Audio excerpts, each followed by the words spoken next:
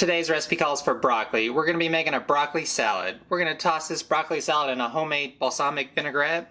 And this stuff is crunchier than that Captain Crunch. And it's very summer forward, so it's going to be bright, fresh, and light, and just delicious. So with that said, let's get started. The first thing we're going to start off with is making our balsamic vinaigrette. We're going to take 3 garlic cloves and cut them right in half like this. This will make it a whole lot easier to peel our garlic. We're going to mince our garlic into small, tiny pieces for our balsamic vinaigrette. You don't want to do too large of pieces, just in case if you're going to throw this in a squeeze bottle, and if the garlic pieces are too big, then they won't be able to fit through the nozzle. And also, you don't want to take a huge bite of garlic in your dressing. That'll kill the flavor and kill your palate, so you really won't taste anything else. If you're not a huge fan of garlic, you can totally skip this step. And also you could add some fresh chopped thyme as well. That would be a nice addition to this. Now that it's taken you 45 minutes just to peel your garlic cloves, we're going to start cutting it next. The first thing you're going to do is take the tip of your knife and start making 1/8 inch slices of garlic from side to side. Then you'll turn it and start cutting the opposite way. This will make small slices, making it a lot easier to mince. This is the same cutting method that you would use to dice an onion. You'll use this method a lot in the kitchen, so you'll become really proficient at it. You can totally skip this step and leave your garlic cloves whole and mince them that way, but doing this will make it a whole lot faster and we'll get a better product in the end. So burn through and do the same exact thing for all of your garlic cloves. And don't forget to cut off the root end of your cloves as well. Now that you have all of your garlic nice and small diced, we're going to start mincing our face off. You're going to keep one hand, of course, on your handle of your knife and put the other on the top towards the tip of your blade. Ensure that you keep your thumb out of the way with your hand that's on the top towards the tip of your blade and start rocking your knife back and forth like so. The hand in the front is to help keep the knife stable, while the hand in the back does all of the cutting. So just rock it back and forth, making sure all of your fingies are out of the way. You're going to do this for about 45 seconds to a minute till everything looks nice and small in size. Should look something sort of like this. Now that you have all of your garlic minced, we're going to throw it into a mixing bowl. Garlic is notorious for sticking to your blade, so you're going to have to wipe it off with your fingy.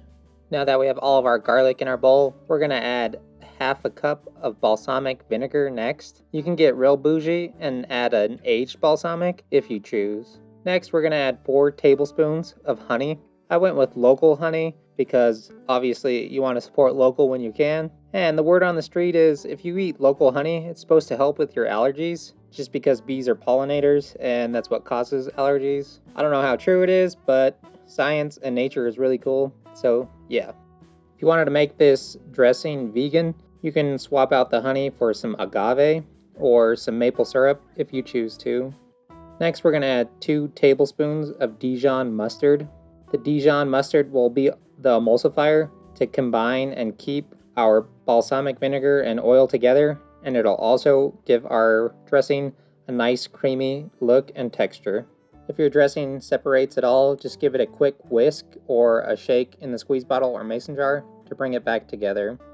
Then scrape the side of your bowl and your spatula down like we did in our matcha pound cake video, just so we get all of the ingredients into our dressing. Now that you have everything in your mixing bowl, give it a light whisk of your face to bring everything together before we add our oil.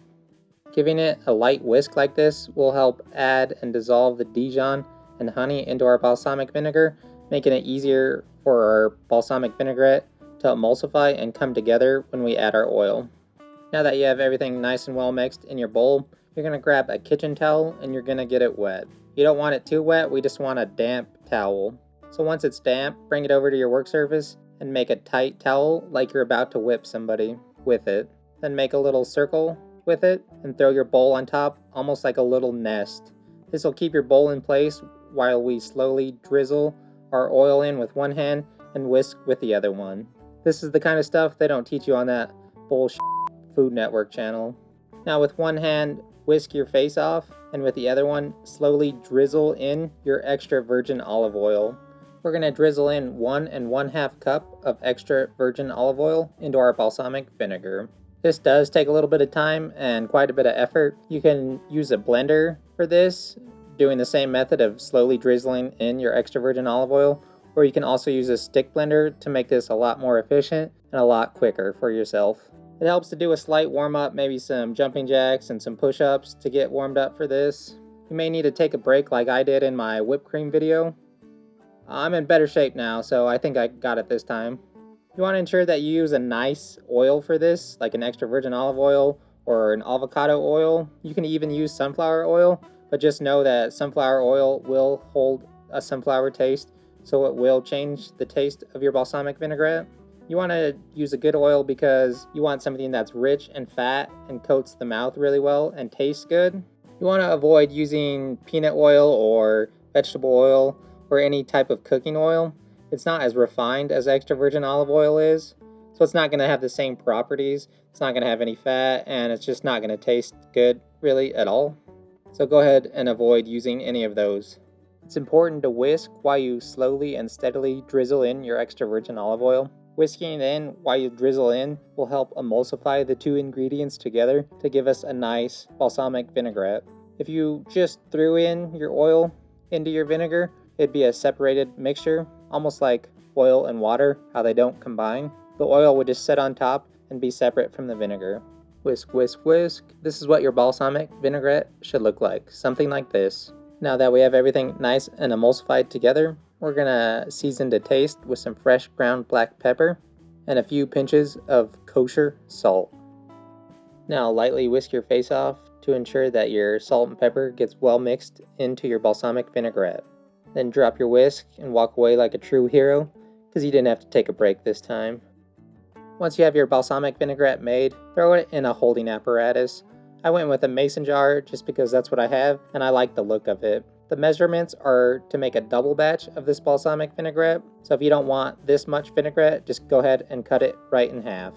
Once you have it in your holding apparatus, throw it in your fridge so we can move on to the next step of making our salad. Making it ahead of time will help marry all the flavors together and make it even more delicious. It'll only get better with time. Once we have our balsamic vinaigrette made, we're going to start cutting all of our vegetables and fruits. First, you're going to start with broccoli. You're going to need about 2 pounds worth of broccoli. I went with 3 heads just because these ones were a bit small, so it may vary on how many broccoli heads you're going to pick up. The first thing you're going to do is cut the majority of the root off. This will make it easier to get to your broccoli florets. Then with a paring knife, you're going to get in between the florets and cut down towards the root. That way you're able to peel off your florets. You don't have to cut them, you can easily pop them off and just pull the florets off. And if you didn't want to cut them, this is how you would pick the little florets off of the root of the broccoli head. You want fairly small pieces of broccoli. You don't want anybody having to dislocate their jaw just to eat a salad. You want something sort of like this. Some florets might be larger than others. What I did with that is just cut them right in half, and that worked just fine. You may even need to cut them in fourths, but use your best judgment. You want something that's easy to fit on a fork and easy to fit into your face hole. Burn through and do the same exact method for all of your broccoli heads. Also, it goes without saying, ensure that you clean all of your produce before you start to cut it. Next, we're going to start dicing a half a pound of strawberries. So here's a faster way of cutting your strawberries. You're going to take a strawberry and cut it right in half, and then cut your top off and make small 1/8 inch slices of strawberries, and then cut the opposite way, making small dices. You can easily use a chef's knife to do this, but I found it easier to use a paring knife just because the strawberries are small, and so is a paring knife. So burn through and cut all of your strawberries into a small dice. And I did make a rookie mistake, and I cut strawberries on a wooden cutting board.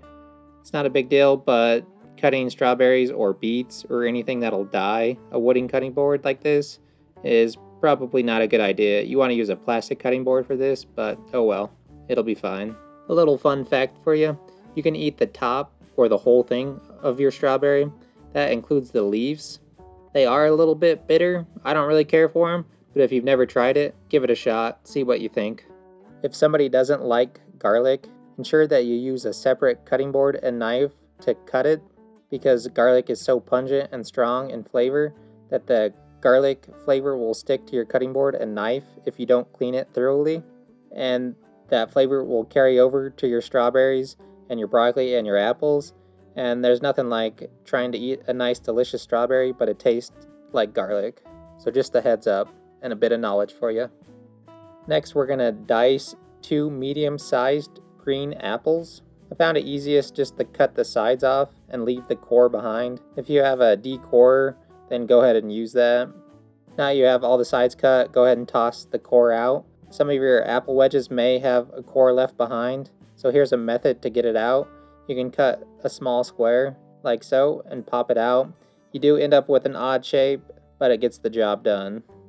Here's another method of getting the core out. You can stand it straight up and cut straight down to get the core out, but this is the best method, I think. Lay it on its side and cut the core out like so. After you've gotten it all the way cleaned up, we're going to cut our large pieces into 2, like this, so we have 2 pieces before we small dice it. Then we're going to slice about 1/4 inch thick sticks of apple from side to side. You can go bigger or smaller if you choose. Then we're going to turn it and cut it the opposite way to get nice small cubes. Do your best to keep everything the same exact size. Once you have all of your apples cut, throw it in a holding apparatus. If you're worried about your apples turning brown and oxidizing, you can add a bit of water to submerge them with a few drops of lemon juice. The acid in that will help prevent them from turning brown. If you are going to use that method, just be aware that your apples may take a slight hint of lemon flavor on. So if you don't like that, you can always wait to cut your apples and cut them right before you're about to serve your salad. Once you have your first apple cut, you're going to burn through and cut your second apple the same exact way. If you don't like green apples, you can also use a Honeycrisp or any other type of apple that you enjoy. Now that everything is cut, in a large bowl we're going to start mixing and building our salad. The first thing we're going to add is a heaping 1/3 cup of dried cranberries. Next we're going to add a 1/4 cup of toasted and salted sunflower seeds, all of our green apple, and lastly we're going to add all of our strawberries. Now that you have everything in the bowl, give it a nice toss or stir it up with a spoon. I found it easiest to stir it with a spoon, and do your best when you're mixing not to smush and smash any of your strawberries. They are delicate and nobody wants to smush strawberry in their salad. And when you're giving it a stir, ensure that you scrape from the bottom because a lot of the stuff will settle at the bottom of your bowl. I also find that it's best to dress your salad right before you're going to serve it, because if it sets too long, then it becomes mushy and it defeats the whole crunch factor that we're going for.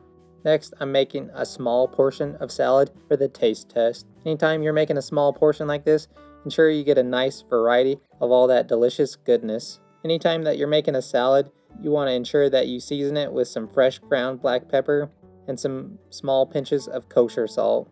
This will help bring out some of the natural flavors in all of your fruits and vegetables that are in a salad. Once you have it seasoned, go ahead and toss some of your dressing right on top. You can use as much or as little dressing as you wish when you make a small portion like this, which is pretty helpful because that lets everybody decide how much or how little they want. Some people like their salad swimming in salad dressing, and some people like it on the dry side. I went for something that was kind of right in the middle, where everything was nice and lightly well coated in our balsamic vinaigrette, and give it a quick toss to ensure that everything gets coated in our dressing. Now that you've given your salad a nice tossaroo, we can start plating it. You can plate it in a small bowl, a large bowl, a plate, or on the table. It really doesn't matter. It's really up to you though. And I recommend using 2 hands, especially for something like this, because sometimes plating is a 2-handed sport. This will help ensure that your broccoli and all of your little fixins stay on your plating spoon, making it easier to plate, and you have more control that way. When you build a salad, you want to stack it on top of each other and build height so it gives a nice appealing aesthetic look compared to a flat salad that looks like it's been sat on. Now that you have your salad nice and built tall, we're going to garnish with some more sunflower seeds. And to finish off our garnish, we're going to shave some Parmesan Reggiano over the top. The shaved stuff looks nice and aesthetically pleasing. You can skip that and use some grated Parmesan if you choose. Or you can skip the cheese altogether and keep it vegan. And this is what our delicious salad looks like.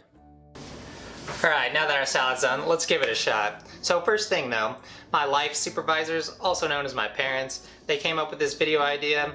My mom got a salad like this out of town one time and they wanted me to recreate it, so I added a few things and just made it a whole lot better, of course. It'd make more sense for them to try it, but they're pretty camera shy, so you're stuck with me unfortunately.